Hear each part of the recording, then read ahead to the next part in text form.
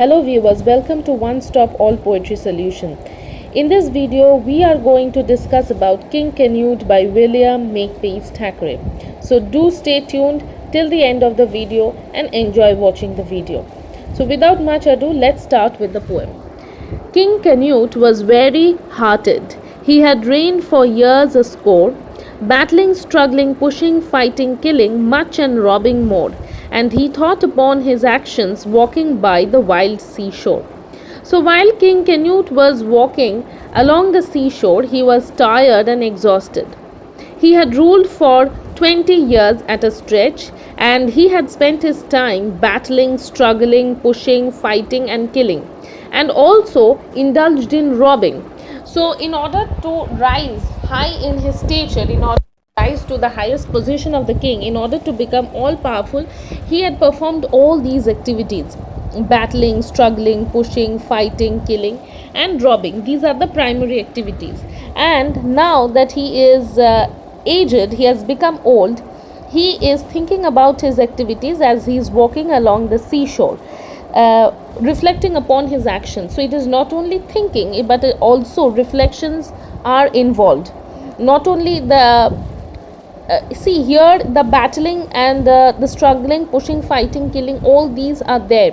So whether they are actually the achievements, whether the battles have given him any kind of achievements, yes, he has risen in power, but has he really achieved? Probably he's thinking about that. The struggles, the fights that he has undertaken, that he has undergone in order to rise to the highest stature of the king, all these he is thinking about as he is taking a walk along the seashore, and he is tired and exhausted, not only of what he is thinking about, but also he is, because he is aged, the tiredness and the exhaustion has also come into play.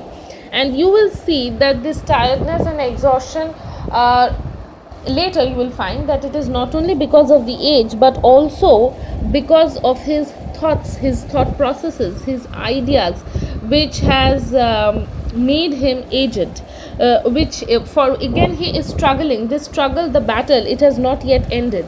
The physical struggles in the real life, while he was young and he was the king, he is in fact still the king, but while he was all powerful, when he had a lot of strength, when he was in that position, the battles and the struggles that he had undertaken, he had fought, he had led his men from the forefront, that is somehow being there within him now. It is within him, the struggle is within him. Twixt the chancellor and bishop walked the king with steps sedate. Chamberlains and grooms came after, silver sticks and gold sticks great, chaplains, aides de camp, pages, all the officers of state. So how was he walking? He was walking between the chancellor and the bishop, and he was taking slow, unhurried steps because he has become aged, he is old now. Chamberlains, grooms came after, so he was followed by chamberlains and grooms. Silver sticks and gold sticks, the bodyguard positions held in the British royal household. These are the bodyguard positions that are held.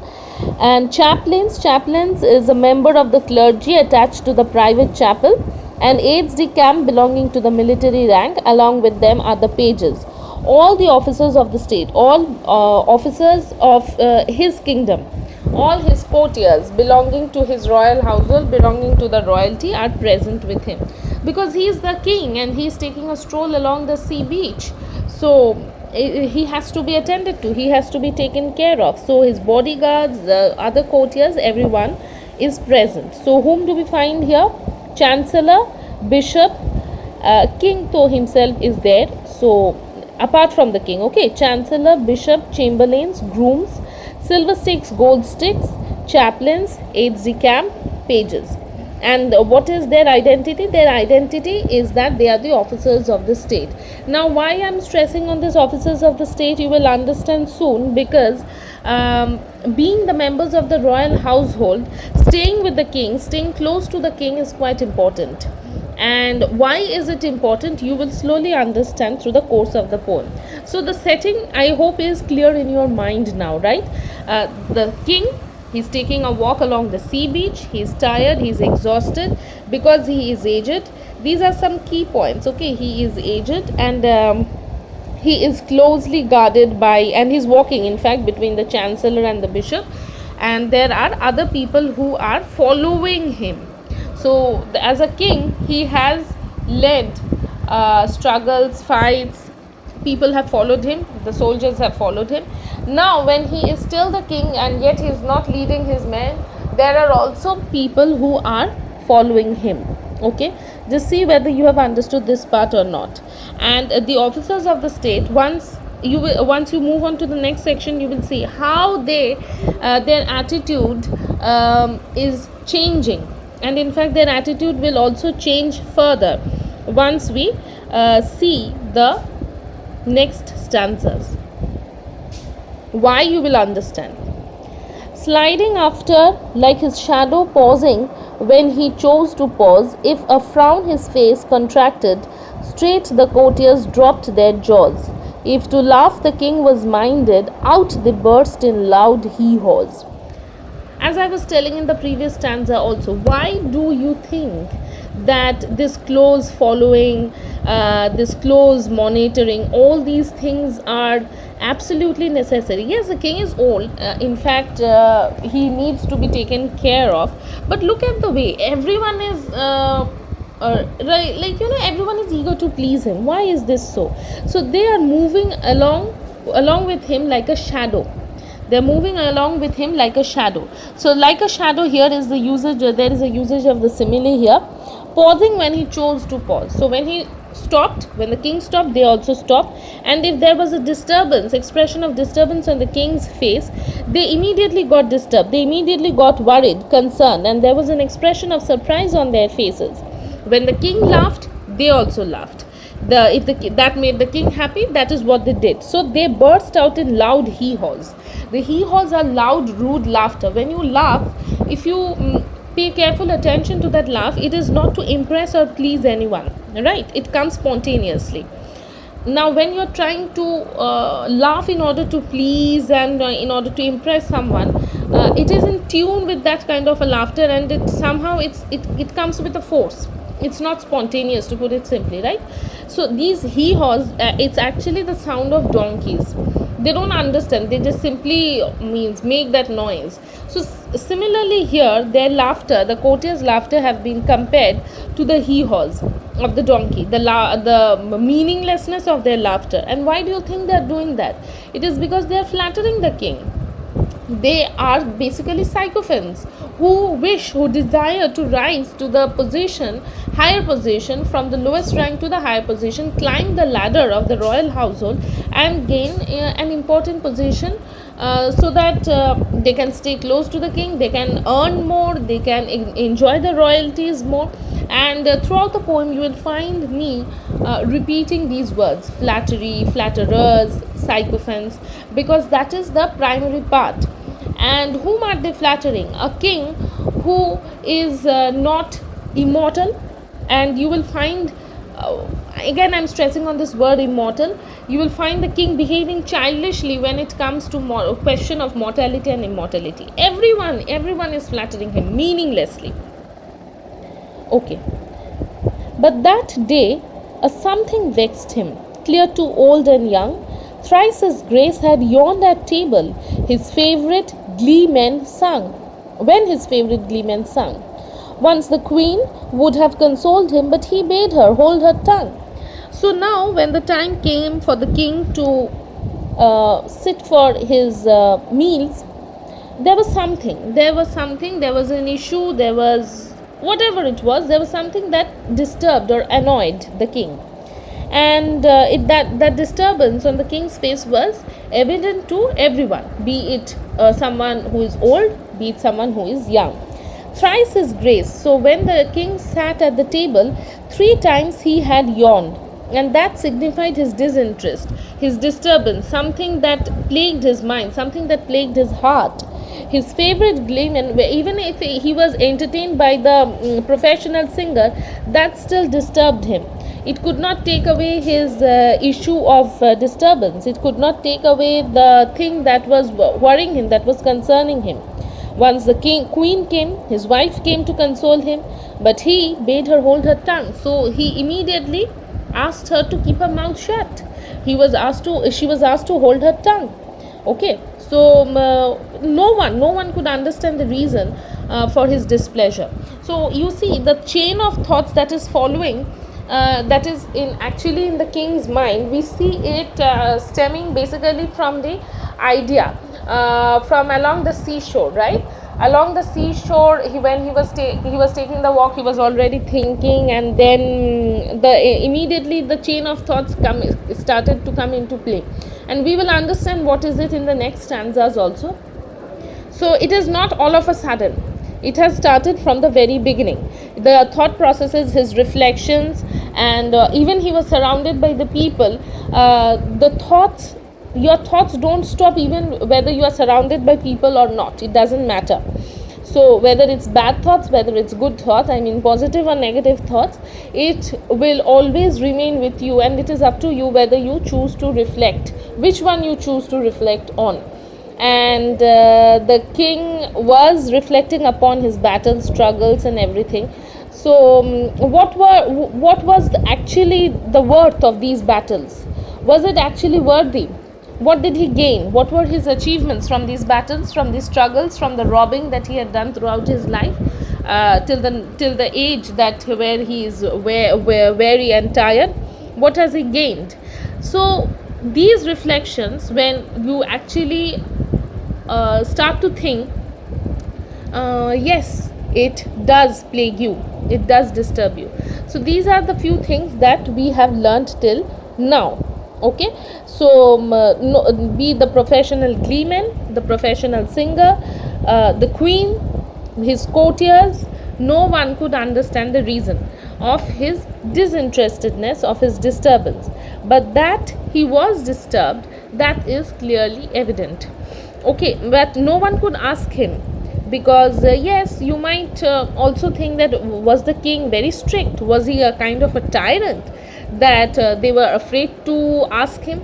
They laughed with him when he laughed, they cried with him when he cried, they were very quick to please the king. Was he that kind of a tyrant? Otherwise it will be like, off with your head, that kind of a thing. But yes, we can leave that question, we can have that question in our minds also. We cannot totally opt out, that means we cannot totally omit that option. We should, according to me, I think that we should feel free to keep that point also in our minds, that what was it that they were so impressed, apart from their own selfish interests. What about the king's character, whether he was a good one or someone of a tyrant? Yes, his childish nature you will get to know soon, but towards the end of the poem, when the question of the mortality and immortality comes. So what was it? Let's see what comes next. Okay, everything is now, we are moving towards the climax. Okay, it's the rising action. Now we are moving towards the climax. Something ails my gracious master, cried the keeper of the seal. Now who is the keeper of the seal? He is a high officer who has the custody of the great seal. That's very important. Sure, my lord, it is the lamprey served to dinner, or the veal. Shh! Exclaimed the angry monarch. Keeper, it's not that I feel. So he immediately snapped. So in this stanza, there is a snapping tone that we get to hear of the king. So the courtiers are asking, the keeper of the seal first asks that, what is it? What disturbs my gracious master? Then someone else is asking, even he can also continue since it's not mentioned clearly. He's telling that, he's asking rather that, my lord, is it the fish that has been cooked for dinner, or is it the meat? Veal means the meat of calves, okay? Or is it the meat that has been cooked? What is it? Isn't the food all right? And the angry monarch, the angry king, was quick to snap, and he said that, no, shut up, that's not it. So the keeper is again shut. First it was the queen who was asked to keep her mouth shut, and now it's the keeper who is asked to keep his mouth shut, because that is not what disturbs him. That is not what is causing the kind of disinterestedness on his face, the expression of disinterestedness on his face. So it is, he feels, it is not something that he sees that has caused the disinterest. It is there within him. That is very evident to the readers. That is something that is very evident. It is not something that is caused by some external factor. It is his own reflections which he is thinking, he is pondering upon, that has caused this kind of disturbance. So walking along the seashore, let's revise as we go. Walking along the seashore, reflecting upon his actions. Next, we see walking between the chamberlain and the bishop. Other courtiers are following closely. Why are they following? Two reasons. Maybe they want to impress the king because he is strict, or even if he is not strict, they want to satisfy their own selfish interests. That is why they are quick and following him closely, so that they do not even miss an opportunity to flatter or impress the king.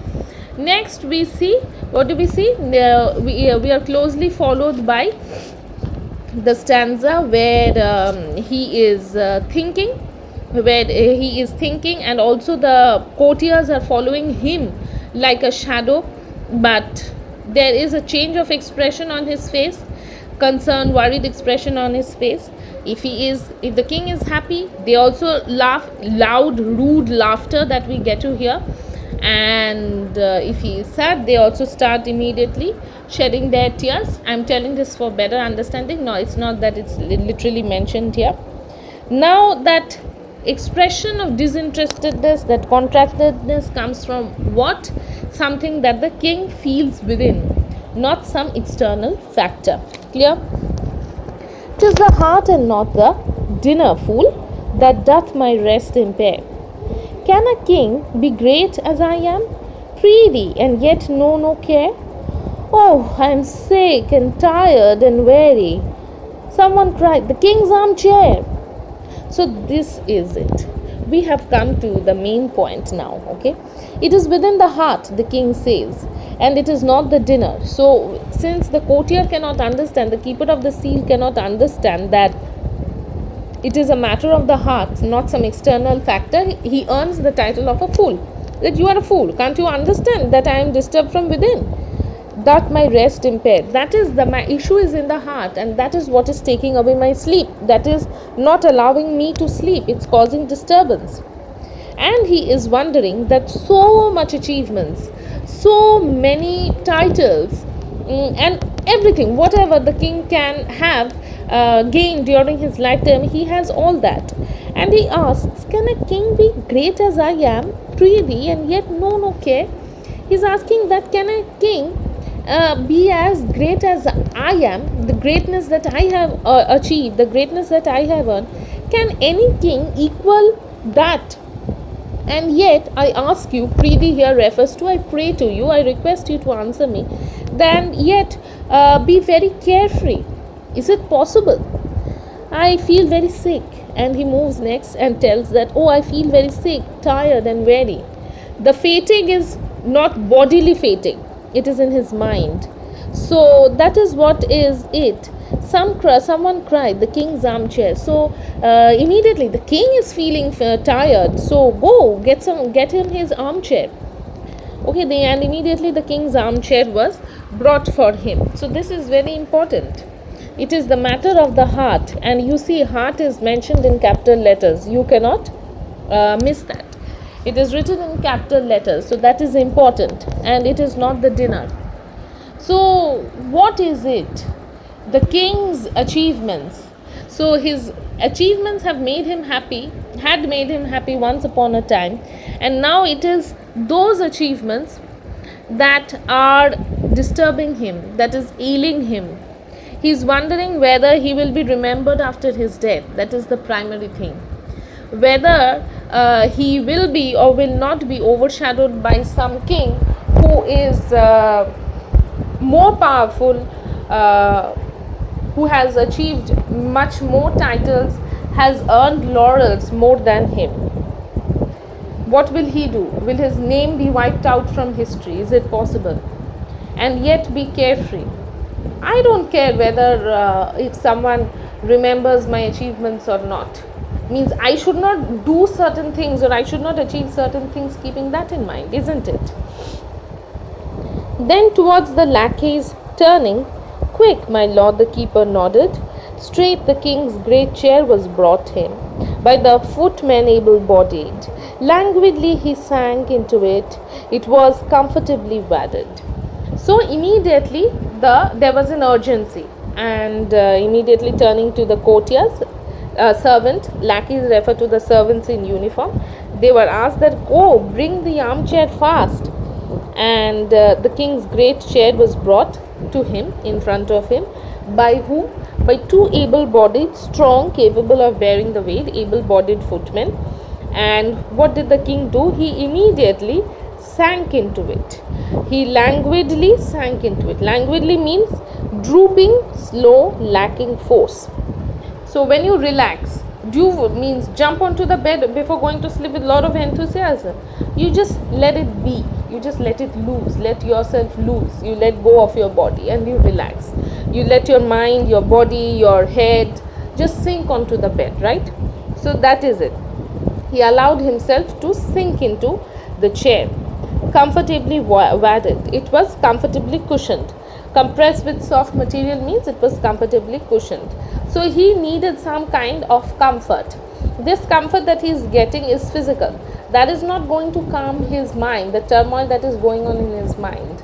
The turmoil needs to be calmed by someone who will give him the actual reply, the exact reply, that whether this kind of a thing is possible or not, whether there can be king great in achieving things and yet not be concerned about what is going to happen to them or to him, whether he will be remembered in the future or not. So no matter how many people are surrounding the king, be it the courtiers, the keeper of the seal, the bishop, the silver stakes, gold stake, chamberlains, footmen, the lackeys, there are so many of different belonging to the royal household. There is nothing outside his body that can comfort him, but he will get to that very soon. It is the turmoil that is within, so he needs comfort. This physical comfort is only temporary. What avail me all my kingdoms? Weary am I now and old. Those fair sons I have begotten long to see me dead and cold. Would I were and quite buried underneath the silent mold. Again, it's very important. What is the use of all my kingdom? The king asks. What avail me of all my kingdom? What is the use of all my kingdom? Now that I am weary and old, I have achieved so much. I have conquered territories after territories. But now I am old. I can't travel. I cannot keep an eye on each and every one of my men, of all the territories that I have conquered. How is it functioning? Whether it's good or bad? How are the people? All these responsibilities I cannot do on my own now that I am aged, now that I have grown old. But what is he telling? Those fair sons I have begotten, the sons that I have given birth, they are so greedy, they are so greedy after money, they long to see me, they wish, they desire, they are eager to see me dead and cold. They want to see me dead and buried under the earth. Once you are dead, you will obviously be cold, isn't it? You will your hands and feet, everything will be cold because the heart is not beating, the blood is not pumping within your body. Would I were and quite buried underneath the silent mold. They wish, would here means wish, okay? They wish that I were dead and quiet, buried underneath the earth. Obviously, until and unless there is some supernatural events happening, the dead cannot rise from the grave. And they wished that I had been dead by now. They wished that I was dead by now. Okay, underneath the silent mold, underneath the mound of earth. That is, they wished that the king was buried under the coffin, under the ground. He was in his graveyard and not here sitting in the throne. They would have ruled the kingdom, they would have enjoyed life, as you have seen in many, how in fact it happened in, you have studied in your histories also, that these things happening in the royal household, where the kings have been in fact sometimes murdered, sometimes even locked up. so that the sons, the nephews, means whoever belonging to the royal household, with even a little bit of that royal strain, they can gain that position. So that is what the king is worried about, that who will take care of them after my death. Is it all gone? What is the use? What is the use of my achievements? What have I actually got? My sons want me dead. So he is left with a question, and this is a very important question of which he wants the answer of. O remorse, the writhing serpent, at my bosom tears and bites. Horrid, horrid things I look on, though I put out all the lights. Ghosts of ghastly recollections troop about my bed at nights. So he's telling that, yes, O remorse, the writhing serpent, this is an example of a metaphor. Remorse is like the writhing serpent, that is the comparison. Now writhing means twisting serpent. Remorse has been compared to a serpent who is twisting and turning within him, at my bosom, at my heart, within my heart, and it is tearing itself apart, biting itself, biting my heart, biting my within, filling my heart with poison. Horrid, horrid things I look on, though I put out all the nights. So yeah, I put out all the lights at night, and I try to get a night's sleep. But these thoughts, what are my achievements? Will there be any king equal to me to rule the kingdom? Or will I be forgotten by history? Will my sons really kill me? Why are my sons greedy? What is the use of all the kingdom, the territories that I have gained? What is the use of all these? So when he thinks about them, these are horrible things that flashes before his mind's eye, and he starts having nightmares. And these images appear to him one after the other, just like the marching of the troop. These thoughts march like the troops march when he is sleeping at my bed at nights. So when he is sleeping on his bed at night, these troops march right before his mind's eye, and he is not able to sleep. He is so concerned. So his concern is, yes, genuine concern for his subjects. It can also be that he is someone who wants to be remembered by history and never be forgotten. So if he is killed, if he is murdered, people will think him like that, right? Just as you have read earlier also in the poem. If you have not, just go through it, the poem where I have spoken of the statue, and also where the poet, that king, the Roman king, he is Ozymandias, he is concerned about what is going to happen, so he built his own statue. But what about the ravages of time? So that is also another concern that is disturbing the king. So we can opt for these two options also at the same time. Okay. Cities burning, convents blazing, red with sacrilegious fires, mothers weeping, virgins screaming vainly for their slaughtered sires. Such a tender conscience, cries the bishop, everyone admires. So now we hear a pause in the king's words, and the bishop is speaking next. So he's telling that what is it? I have so much horrid nightmares, and some of the instances he gives in the next stanza. He sees the cities burning, convents blazing, red with sacrilegious fires. The convents are blazing, everything is destroyed. It is red with sacrilegious fires. It is violating the fires that have been lit. It's violating the religious space, the sacred space. Mothers are weeping, unmarried girls, they are screaming vainly for their slaughtered sires who have been murdered. The fathers, the kings, that is the male members of their family, have been murdered ruthlessly. Slaughtered means murdered ruthlessly, without mercy. Such a tender conscience, cries the bishop, everyone admires. Flattery begins. Here your flattery begins. Such a tender conscience. The bishop says, oh my God, wow, he's thinking so much. He's worried about what is going to happen after his death. that these many people will be dead, the cities will be burning, the convents will be blazing, everything will be destroyed. What will happen to the subjects? He is so concerned. That is why he is afraid of his death. The flattering begins. Now we will see what happens next also. But for such unpleasant bygones, cease, my gracious Lord, to search. They are forgotten and forgiven by our Holy Mother Church. Never, never does she leave her benefactors in the lurch. So the bishop is telling, but for such things, unpleasant things, bygones.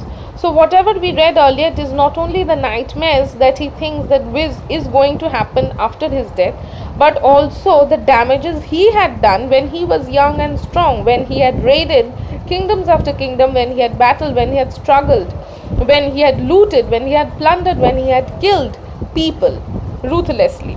So that is what he had done. And what has he gained? Nothing. He has gained only nightmares now. So the bishop is telling that for all the unpleasant things that have happened in the past, the church, that is Mother Church, Holy Mother Church, refers to the Christian church as mother in the functions, in her functions of protecting the believer, a person who donates money for a cause.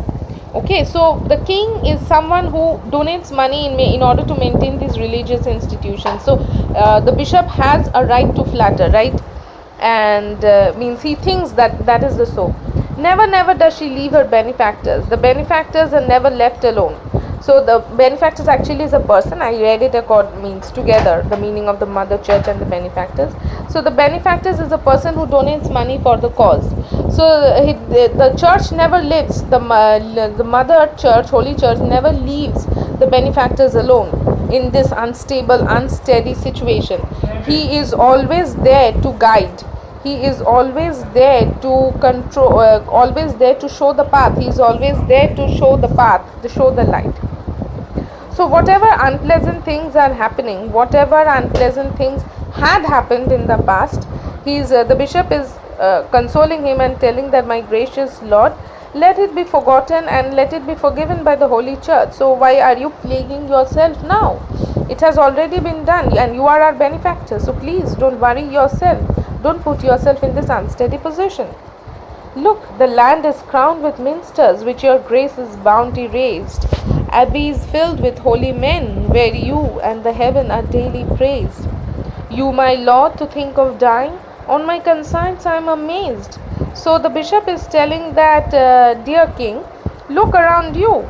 You have dotted the entire kingdom with minsters. Minsters are important church which has achieved the cathedral status. And is telling that which your grace's bounty raised, which you have built. You have also built monasteries, abbeys monasteries, who are filled with men. So the people are indulging in religious affairs, where you and your heaven are daily praised. Again, this part is important. You and your heaven. So heaven here refers to the Almighty, the God. So he is praised, and that means the king is praised before the God, right? This is important. Why I'm telling you, you'll understand later. Are daily praised. You, my Lord, to think of dying, and you are thinking of death. You are thinking of dying when you are praised so much, when you are appreciated so much, along and worshipped along with the God's stature. Why is it that you think of death? And I am surprised. To my mind, these thoughts come as a surprise to me. Why do you think that you should be worried or concerned about death when you have done such good deeds, as you have done those bad deeds in the past, like ruling like plundering the kingdom, killing men, blazing, setting the fires, the convents, the buildings and everything. You have also equally raised the church of churches, built churches. You have also built monasteries where people are residing, where people are worshipping you. So why do you think that you should, why do you think of death? Why do you think that people will not remember you? That should not concern you at all. And the bishop is surprised. But these words of surprise can also mean two things: that he is genuinely surprised. It can also mean that the bishop is uttering the words of flattery, though the indication, the words of flattery are more these words are more hinting towards, tilting towards the lines of flattery. Okay, These words are more tilting towards the flattery. So let's see what happens next. Okay, the disturbance of, I hope you have now by now understood that the disturbance in the king's mind is already clear to you. What is ailing him, what is disturbing him? Okay, let's see what happens next. What is the king or the bishop telling? Nay, I feel, replied King Canute. So now he is replying back that my end is drawing near. So he is sure of his death. Don't say so, exclaimed the courtiers, striving each to squeeze a tear. Sure, your grace is strong and lusty and may live this 50 years. So he's telling that surely my lord, your grace, the king, is going to live for a long time. It is not that just for 10-15 years, but a long span of 50 years. And as they are telling these words and as they are hearing the death of their king, they are trying to squeeze a tear. It may be the crocodile's tears, that is false tears, or it may be the true emotions of grief. Probably they will be happy to get rid of such a tyrant king. It may also mean that they will generally be sad to lose such a great king. So this can have two meanings. Okay, and the king is telling that no, my end is drawing near, I think I have to go. And the courtiers are like surprised again. These hint towards the words of flattery, because they are basically sycophants.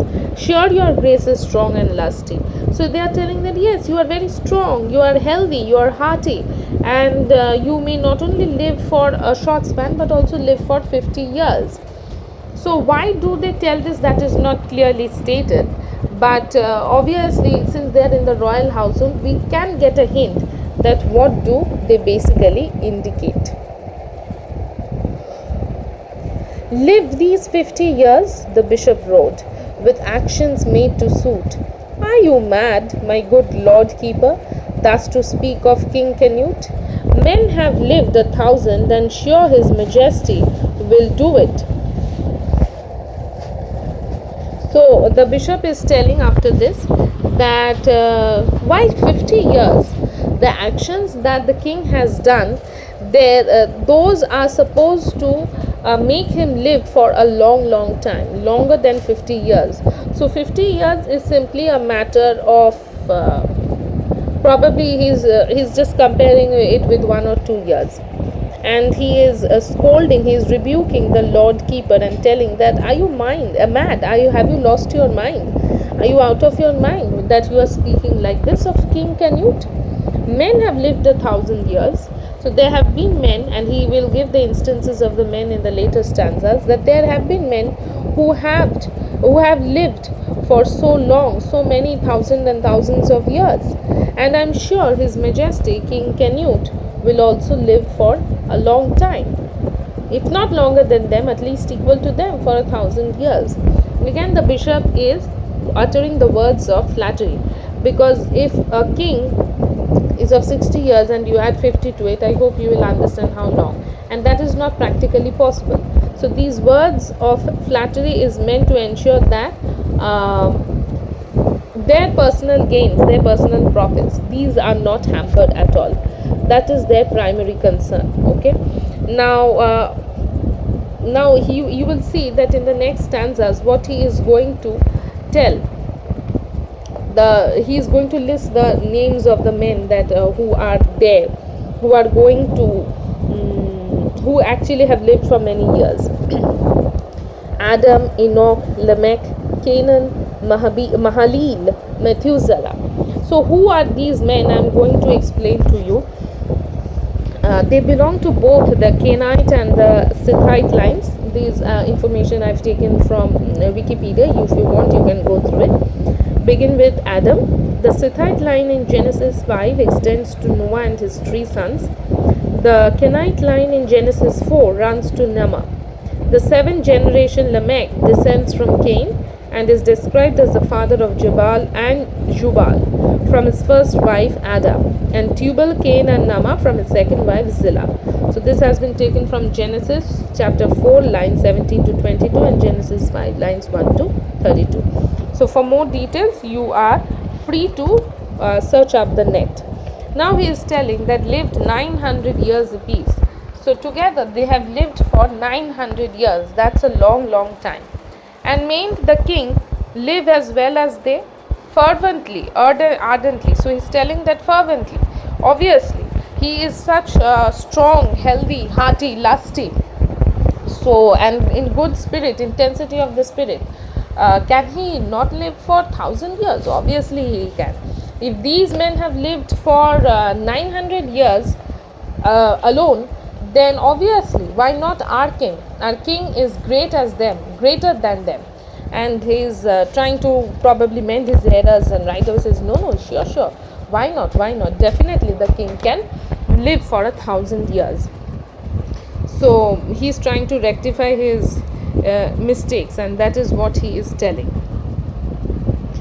So now let's see what else happens. So you please remember the names: Adam, Enoch, Lamech, Canaan, Mahalalel and Methuselah. They have lived for 900 years together, and that is what is going to mark them, or that is how we are going to remember them, how they have lived, not simply as figures belonging to the mythological characters or simply belonging to the Genesis, but also, so the king's comparison, King Canute's comparison to them is someone who is of that stature, belonging matter of worship. That is the thing. You have already come across this concept earlier in the earlier stanza, where he is being worshipped equal to the heavenly, to the heavens, that is God. So he is ranked equal to God, rather placed before God, right? We have seen you, and then later he is being worshipped. So that is important, you should keep in mind. So let's do a bit of revision. First is, then comes, first he walks along the seashore. He is disturbed. He is followed by his courtiers. They follow him closely. He is walking between the two of them, and his disturbance within his mind has already started. Then we see that he has, his face is contracted. There's a change in expression. Everyone is worried whether it is, and they also try to flatter the king by changing their expression. Then when he is happy, they also burst out in loud laughter. Then when he is sitting for his meal, he is disturbed, he shuts his screen, and then he comes to the main point, that what is it that is ailing him? What is going to happen to his achievements? What will happen after his death? Will he be remembered or not? He to die, resumed the bishop, he a mortal like to us.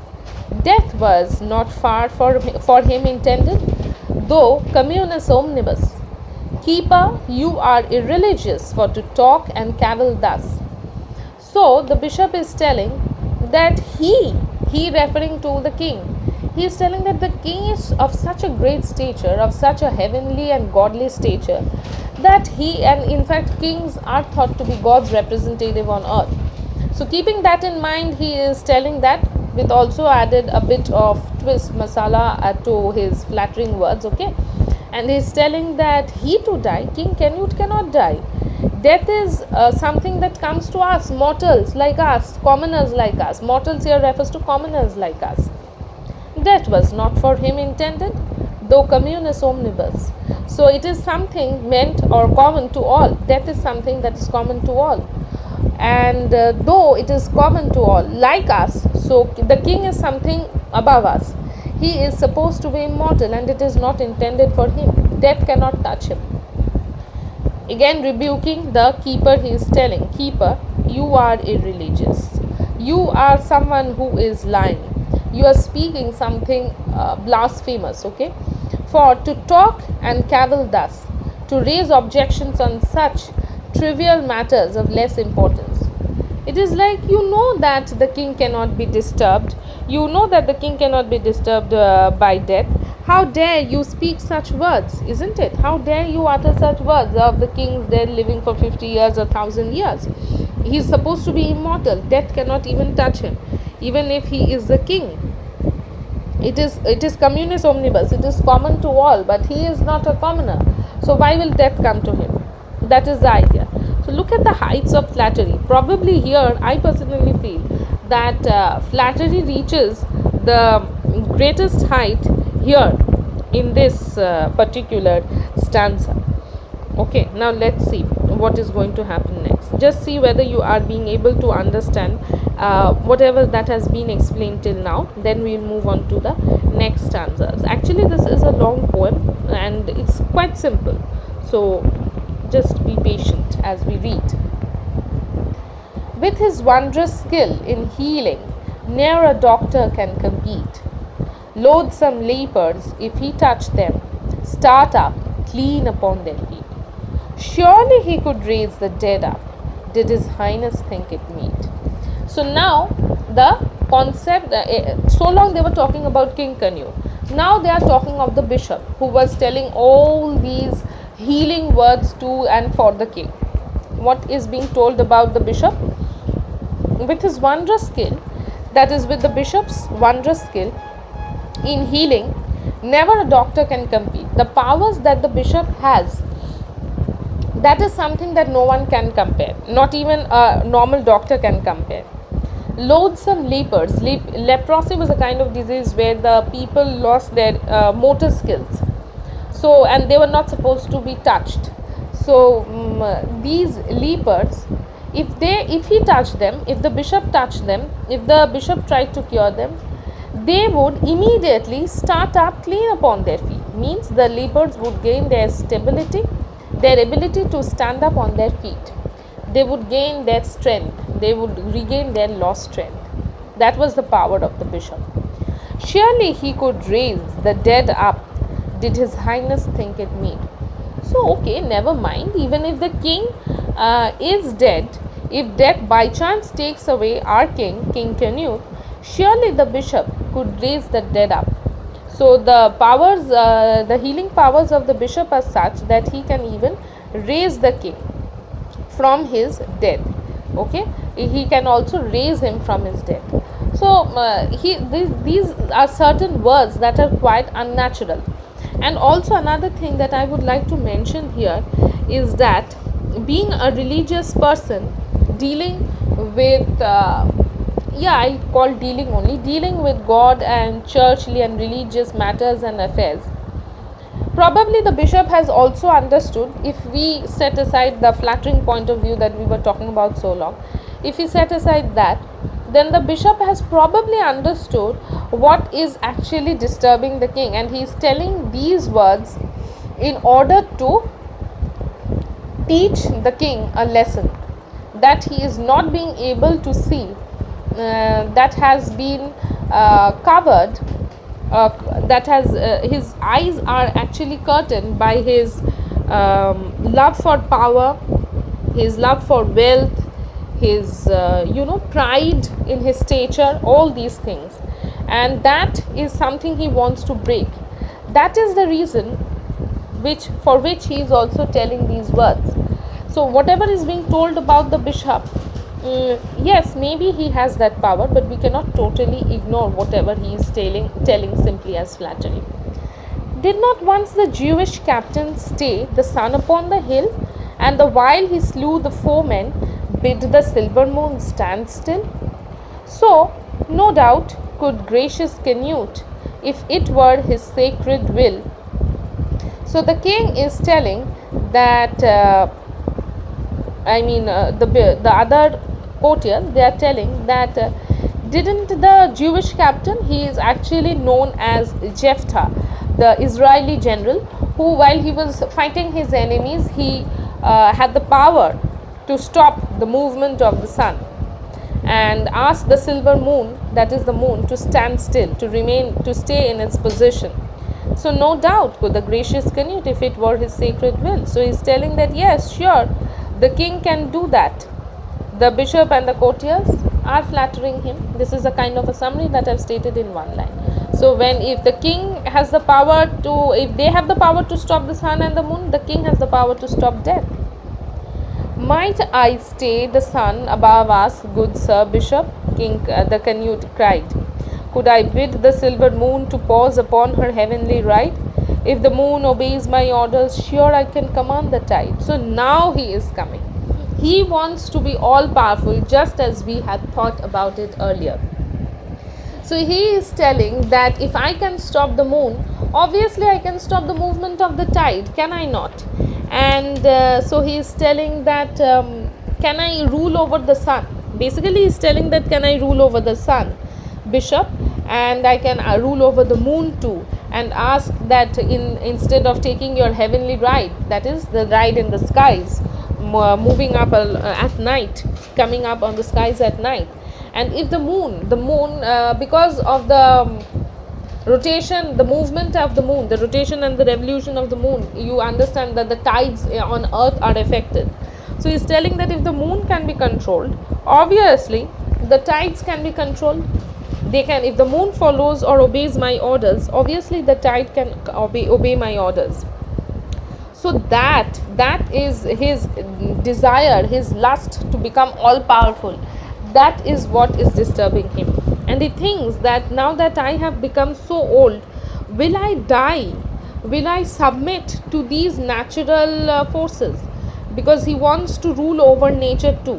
So will I submit to that, will I die without becoming that all powerful? So that is his greed, his what will I say, yeah, greed is the basic word, the main word.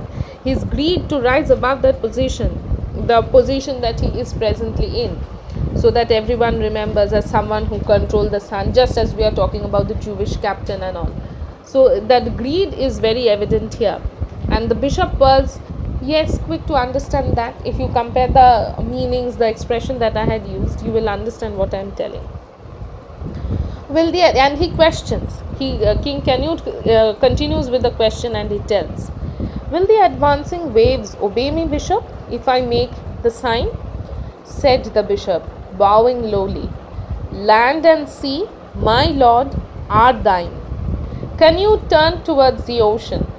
Back, he said, thou foaming brine. So he asked that if I asks the waves that are approaching me, you stand on the seashore and the waves approach, they don't walk, means turn back, isn't it? So he's asking the bishop that if I make the sign, if I make the appropriate gesture, will the waves listen to me? And the bishop is telling with bowed head that the land he's telling that the land is already under your control, you are ruling over the land, because England was supposed to be the first and the end of the world at that time. And he is telling that also, yes, the sea will also be in your power, everything is in your hand. Thine means yours. Can you turn towards the ocean, back? So immediately he set to action, and with lot of arrogance in his voice, he asked the ocean to retreat. Thou salty water, ocean water, referring to you salty water, you ocean, please retreat, please turn back.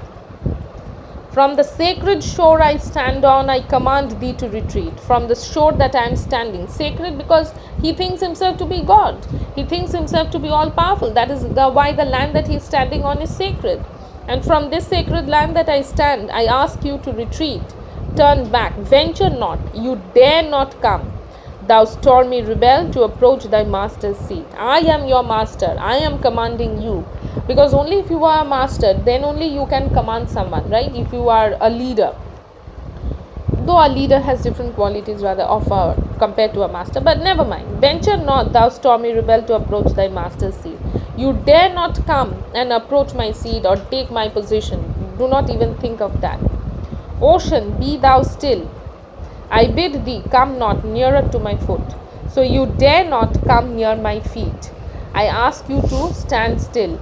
Please do not come close to my feet. So he gives out a series of orders to the ocean to retreat, to go back, not to take up his position, to follow the command of the master, because he himself is the master who is ordering from the sacred shores. From the seashore, along the seashores he is standing, probably where he had taken the walk, and then he is telling that you should not approach my feet, you should not beg me to change my orders. So these words are coming totally from his arrogance, his inability to perceive the powers of the Almighty, the God, the all-powerful, the omnipotent, right? Now the bishop was quick to understand that what was ailing him. So when he is telling these words, his arrogance, his pride, his ailment is clear, and we understand that it is just a desire of a child who has no notion of the world. But being a king, aged, standing on the doors of his death, is making such a kind of a command is unacceptable. He is ruling, he is God's representative on earth, but he is not God. He can rule over the people, but he fails to understand that he cannot rule over nature. There is something, there is a power that is far beyond that, right? So and every as he is commanding, you see that no one is uttering any words, and probably they have understood the king's foolishness, so they keep still as the king gives out and continues with his series of orders, asking the ocean to retreat. So he does not go to the moon, he immediately asks the ocean to retreat. Okay, now I hope you have understood this much, that from the sacred shore he is comparing himself to God. So the hidden metaphor is there, he is comparing himself to God. Okay, thou stormy shores, the master's seat. Yes, if you have any doubt till this portion, you can note it, and as we will move on to the final, yes, the final two stanzas are there. Before we end this poem, you will be able to understand that the change, the rapid change that is taking place in his stature. Okay, so there are not too much figures of speech that has been used here. As we move on to the next stanza, you will see that there is not too much of figure of speech. We have already come across the simile, like, with the usage of the word like, and the hidden metaphor is given here. Also you have seen the remorse being compared to the writhing serpent. So that is it. It's a simple poem, you don't need to feel quite frightened. Okay, let's see the next part now. But the sullen ocean answered with a louder, deeper roar, and the rapid waves drew nearer, falling, sounding on the shore. Back the keeper and the bishop, back the king and the courtiers bore. So he is telling that immediately the answer of the oceans, the waves comes. They crash the bad-tempered ocean. Why is it bad-tempered? Because the waves do not listen to you. It can send you back, but it will never retreat. That is the power. So there is some kind of a power that is operating this entire movement of the nature. The rising of the sun at a specific time, the setting of the sun on the specific time, the movement of the moon, all these are set. Then the roaring of the oceans is louder, deeper, and as if it's crashing on the shore with it's as a kind of an answer that it desires to give to the king. The rapid waves drew nearer, falling, sounding on the shore. So the sound of the waves now is more clear. It's clearer, to put it simply. It's clearer now, just because the king has ordered just a human being, to put it simply, not even a king, a human being has ordered the ocean to retreat. And how can nature accept that? So the waves sent the keeper of the seal, and the bishop to retreat, along with the king and the courtiers who were standing along with him. They were sent back from the seashore, from the waves, and that was what it was an answer. It was like, you have asked me not to take your seat, but I will send back from your seat to the position where you deserve. I will show you how puny you are to the master's rule. The master here refers to the Almighty. You are no master. You are simply a puppet in God's hand. He or she, Almighty, is all powerful. And he sternly bade them never more to kneel to human clay, but alone to praise and worship that which earth and seas obey. And his golden crown of empire never wore he from that day. King Canute is dead and gone. Parasites exist always. So that is how the poem ends here in this stanza. that immediately he understood where he had gone wrong. This realization had to take place. If the bishop, the courtiers, even if they are uttering the words of flattery, but even if you take it logically, the person who is filled to the brim with arrogance and pride, if you make him or her understand, he will never realize that thing until and unless he or she experiences that. So the king needed to have an idea about his position, about his power, that he is not all powerful, he cannot rule over nature, he cannot rule over Almighty. That is something he had to understand, and he did understand this by this gesture, by this simple gesture. He understood in when he made the command. So it was a two-way process, and immediately he gave out strict orders never to worship any human being. Human clay is why is he telling human clay? Because God has made us all. We are made of the clay that we are composed of the clay that God has put us made us with. That is why human clay. But alone to praise and worship that which earth and seas obey. So that power, that Almighty, the power, all powerful, that power is supposed to be praised and obeyed. So when he was praised and worshipped before in the monasteries along with God, before God, that is something that he realizes now that it was wrong. So he gives out strict orders that pray to God, praise him, worship him, and his golden crown of empire nevermore. So he was humbled. He understood his mistake. He threw away his golden crown, the crown that he had wore, and from that day onward, he lived as a commoner, someone at the mercy of God, at the mercy of the all-powerful. King Canute is dead and gone, so he accepted his death. So all those flattering words, living for 50 years, 900 years, 1000 years, those were meaningless.